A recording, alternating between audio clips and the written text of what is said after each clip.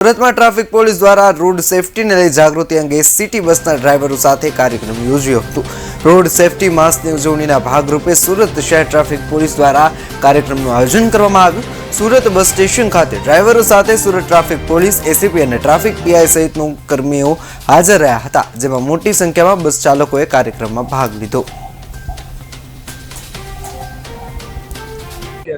National road safety month 2025 अंतर्गत सूरत शहर traffic police द्वारा बीआरटीएस डेपो पर आवीने बीआरटीएस ना जे ड्राइवरो छे एनी साथे अने एमना जे अधिकारी छे एमनी साथे एक संवादनुं आयोजन करवामां आवेल छे। आजे तेओनी साथे ट्राफिक ने लगता जे के नियमो छे एनी अमने समज आपवामां आवी छे। खास करीने बीआरटीएस रूट परथी पसार थती वखते रेड सिग्नलनो भंग न थाय एनी अમને સમજ કરવામાં આવી છે। તેમજ ટ્રાફિકના દરેક નિયમોનું પાલન કરવા પણ એમને સમજ કરવામાં આવી છે।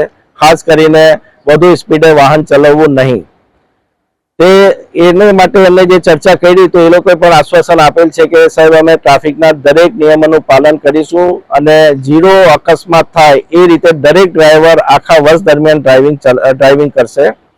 સાહેબ આ વાત થઈ બીઆરટીએસના ડ્રાઈવર અને એના માટેની જી અને સુરક્ષા માટે શહેરીજનોને શું સંદેશ આપે, ખાસ કરીને ટુ વ્હીલરમાં?